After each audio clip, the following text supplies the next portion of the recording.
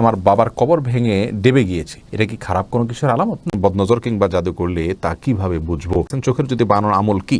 হাঁটুর নিচে হাত রেখে কি রুকু করা যাবে? অজুরত অবস্থায় বায়ু বের হলে নতুন করে অজু করতে হবে নাকি সেখান থেকে ধারাবাহিকভাবে অজু করতে হবে? নতুন 200 বার সূরা ইখলাস পড়ার পর কোনো বিশেষ ফজিলত আছে কি না জানলে উপকৃত হব। ব্যাংক অ্যাকাউন্টে বছর শেষে কিছু টাকা সুদ ঢুকে ওই টাকা কি করব? ওই ফরজ নামাজে ভুল হলে কি সিজদা সাহু করলে নামাজ হয়ে যাবে? বউয়ের মেজাজ অনেক গরম, এখন আমার করণীয় কি? আমাদের একটা দোকান আছে, মাঝে মাঝেই অনেকে অনেক কিছু ভুলে ফেলে যায়, এখন আমরা কি করতে পারি?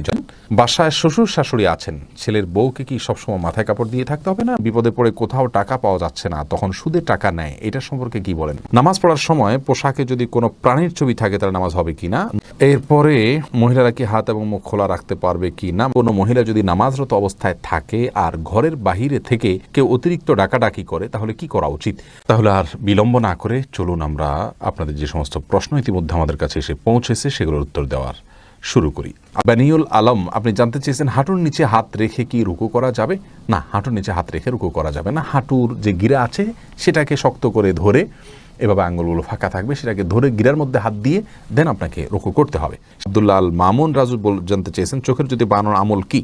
চোখের যদি বানানোর জন্য কোরআন হাদিস থেকে বিশেষ কোনো আমল বলা হয়নি, তবে রুকিয়া হিসাবে ফাকাশাফনা আনকা গিতাআকা ফাবাসারুকাল ইয়াউমা হাদিদ, সূরা হাদিদের এই আয়াতটির অংশ, এটা পড়ে চোখে ফু দেওয়ার কথা অনেক ওলামা ইকরাম বলে থাকেন। এটা শুধু ঝাড়ফুঁকের জন্য কোরআন হাদিসে বর্ণিত থাকা কোনো জরুরি নয়, কোরআনের আয়াতকে শেফা হিসাবে গ্রহণ করা যেতে পারে, সেই হিসাবে এটা কেউ করতে পারেন, তবে এটা হাদিস থেকে শেখানো কোনো আমল নয়, সেটি আমাদের মাথায় রাখতে হবে। আলামিন হোসেন জানতে চেয়েছেন 200 বার সূরা ইখলাস পড়ার পর কোনো বিশেষ ফজিলত আছে কি না জানলে উপকৃত হব। ভাই আলামিন, এরকম কথা আমাদের সমাজে খুব বেশি প্রচলিত আছে যে 200 বার সূরা ইখলাস পাঠ করার ফজিলত রয়েছে, মূলত এরকম কোনো কথা বিশুদ্ধভাবে প্রমাণিত নয়। সূরা ইখলাস 200 বার বা নির্দিষ্ট সংখ্যায় পাঠের ব্যাপারে হাদিসে কোনো নির্দেশ নাই, তবে হ্যাঁ এটুকু বলা আছে সূরা ইখলাসকে সুলুসুল কোরআন বলা হয়েছে, অর্থাৎ কোরআনের 3 ভাগের 1 ভাগ এর সমতুল্য বলা হয়েছে। অতএব যদি কেউ 3 বার সূরা ইখলাস তেলাওয়াত করেন তাহলে কেমন যেন তিনি 1 খতম কোরআনের সওয়াব পেলেন, এটুকু বলা যেতে পারে। যদি হাদিসে ওইভাবে বলা হয়নি, ওলামা ইকরাম সেই ব্যাখ্যা এটা বলেছেন, কিন্তু 200 বারের কোনো ফজিলত হাদিসে বর্ণিত হয়নি, বিশুদ্ধভাবে এটি মন গড়া কথা অনেকে বলে থাকেন। শেখ শরীফ জানতে চেয়েছেন অজুরত অবস্থায় বায়ু বের হলে নতুন করে অজু করতে হবে নাকি সেখান থেকে ধারাবাহিকভাবে অজু করতে হবে? নতুন করে অজু করতে হবে, ধারাবাহিকভাবে অজু করলে হবে না। মাঝখানে যদি অজু হাত ধুয়েছেন, মুখ ধুয়েছেন, তারপর বায়ু বের হলে তাহলে শুরু থেকে অজু করতে হবে আপনাকে। সারা সফা জানতে চেয়েছেন ফরজ নামাজে ভুল হলে কি সিজদা সাহু করলে নামাজ হয়ে যাবে নাকি পুনরায় পড়তে হবে? বোন সাফা সারা, ফরজ নামাজে যদি ভুল হয়, ভুলটা যদি হয় ওয়াজিব তরকের ভুল, তাহলে সিজদা সাহু করলে নামাজ হয়ে যাবে, আর যদি ফরজ তরক হয় তাহলে সে নামাজ বাকি রাকাত আবার পড়তে হবে। আর সুন্নাত তরক হলে কিছুই করতে হবে না, আপনার কোন ভুল হয়েছে সেটা হলো মূল বিষয়। আর সিজদা সাহুর বিষয়টি সব নামাজের ক্ষেত্রে একই কথা প্রযোজ্য, সুন্নাত ওয়াজিব ফরজ সব নামাজের মধ্যে একইভাবে, অর্থাৎ ওয়াজিব তরক হলে সিজদা সাহুর নামাজ হয়ে যাবে। এরপরে রিজওয়ান আহমদ শুভ জানতে চেয়েছেন ব্যাংক অ্যাকাউন্টে বছর শেষে কিছু টাকা সুদ ঢুকে ওই টাকা কি করব? ওই টাকা যদি বন্ধ করার কোনো অপশন থাকে তাহলে বন্ধ করে ফেলবেন, আর যদি বন্ধ করার কোনো অপশন না থাকে, অটোমেটিকলি আসতে থাকে প্রতি বছর শেষে, তাহলে সেটা গরিব দুঃখীদেরকে হিসেব করে দান করে দিয়ে দিবেন এবং কোনো সওয়াবের আশা করবেন না। তানভীর আহমেদ জানতে চেয়েছেন আমাদের একটা দোকান আছে, মাঝে মাঝেই অনেকে অনেক কিছু ভুলে ফেলে যায়, এখন আমরা কি করতে পারি? যথাসম্ভব সেটা রেখে দিবেন, মালিক তালাশ করে দেওয়ার চেষ্টা করবেন, তাকে পাওয়ার কোনো সম্ভাবনা না থাকলে সেক্ষেত্রে সেটি কোনো গরিব দুঃখীকে দান করে দিবেন তার পক্ষ থেকে। সাদ ভয়েসম্যান এই আইডি থেকে আপনি প্রশ্ন করেছেন আমার বউয়ের মেজাজ অনেক গরম, এখন আমার করণীয় কি? আল্লাহ তাআলা আপনার বিষয়টাকে সহজ করুক ভাই।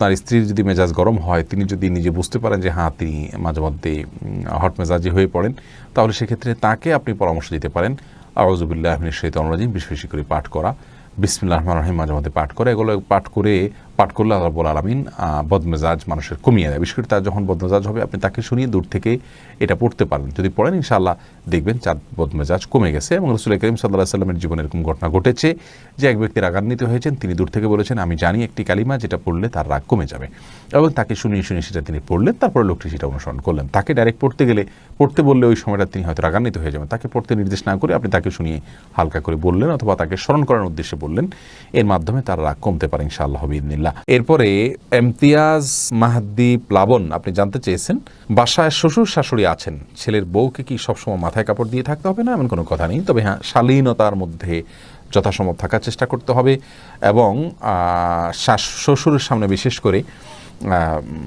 যথাসম্ভব নিজেকে শালীনতার মধ্যে রাখতে হবে, যাতে করে তিনি বাজে কোনো চিন্তা করার মতো কোনো পরিবেশ তৈরি না হয়, আল্লাহ মাফ করুন। তবে মাথায় কাপড় দিয়ে থাকতে হবে নির্দিষ্টভাবে, এমন কোনো কথা বাধ্যবাধকতা নেই। তানজিদ আহমেদ জানতে চেয়েছেন, বিপদে পড়ে কোথাও টাকা পাওয়া যাচ্ছে না, তখন সুদে টাকা নেয়, এটা সম্পর্কে কি বলেন? দেখুন, অনেক ভাই বোন এই কাজটি আজকাল করছেন। আল্লাহ রাব্বুল আলামিন মানুষকে পরিশ্রম অনুযায়ী তার রুজিতে, রুটিতে, উপার্জনে বরকত দিয়ে থাকেন।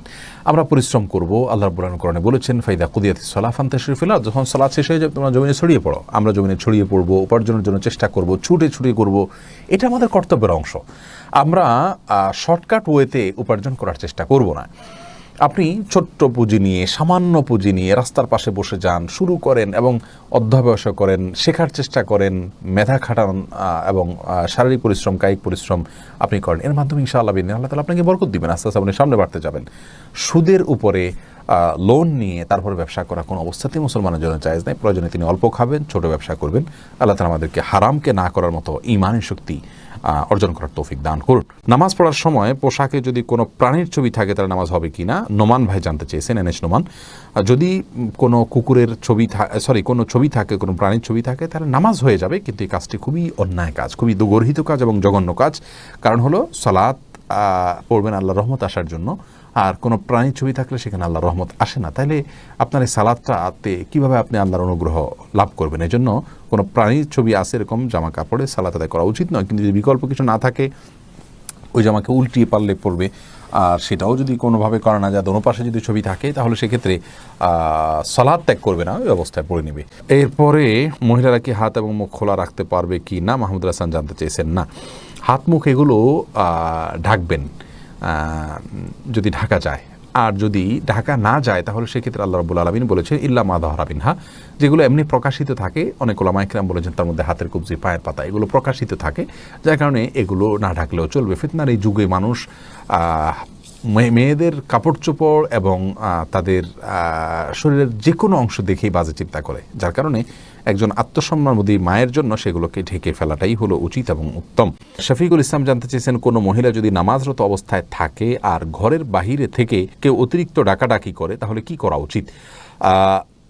যতই ডাকাডাকি করুক না কেন, নামাজটাকে চালিয়ে যেতে হবে। যদি ফরজ নামাজ হয়, আর সুন্নত নামাজ হলে যদি ডাকটা শুনে তিনি বুঝতে পারেন যে তার মা বাবা কোনো বিপদে পড়ে ডাকছেন বা জরুরি কোনো কাজে ডাকছেন, মা বাবা যদি ডাকেন, তাহলে সেক্ষেত্রে ছেড়ে চলে যেতে পারেন সুন্নত নামাজ হলে। ফরজ নামাজ হলে কারোর ডাকে, সাধারণ ডাকে যাবেন, নামাজ শেষ করে যাবেন। প্রয়োজন নামাজটাকে একটু তাড়াতাড়ি শেষ করতে পারেন যদি মনে হয় ডাকটা খুব বেশি প্রয়োজনীয় কোনো ডাক। আর যদি কোনো ব্যক্তির মৃত্যুর মুখে পতিত হয়েছেন, এরকম কিছু আঁচ করতে পারেন তিনি, তাহলে সেক্ষেত্রে ফরজ হলেও নামাজ ছেড়ে দিয়ে তার জীবনকে রক্ষা করার জন্য তিনি অগ্রসর হয়ে যাবেন, এটা তার কর্তব্যের অংশ। মোহাম্মদ তাকিব জানতে চেয়েছেন, বদনজর কিংবা জাদু করলে তা কিভাবে বুঝবো? এটা একটু জটিল আসলে। বেশিরভাগ ক্ষেত্রে আপনার রকিয়া যারা করেন তারা এরকম রোগীকে কিছু তিলাওয়াত শুরু করলে তাদের মধ্যে অস্থিরতা শুরু হয়, বিশেষ কিছু আলামত তারা দেখতে পান, তার মাধ্যমে বোঝা যায়।